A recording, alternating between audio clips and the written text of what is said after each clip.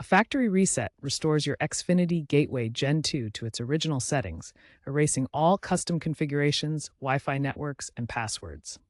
This is useful for troubleshooting persistent issues like slow speeds or connection problems, resolving security concerns, or preparing the gateway for a new user. You can perform a factory reset using two methods.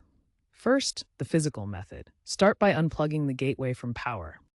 Alternatively, use the Xfinity My Account app. Open the app, navigate to My Devices, select your gateway, then troubleshoot and reset to factory defaults. This remote process takes 5 to 10 minutes. After the reset, connect a device like a computer or phone to the default Wi-Fi network. The network name, or SSID, will be something like Xfinity, and the password is printed on the gateway's label. Open a web browser and navigate to xfinity.com/activate or use the Xfinity My Account app on your phone. Sign in with your Xfinity ID and password.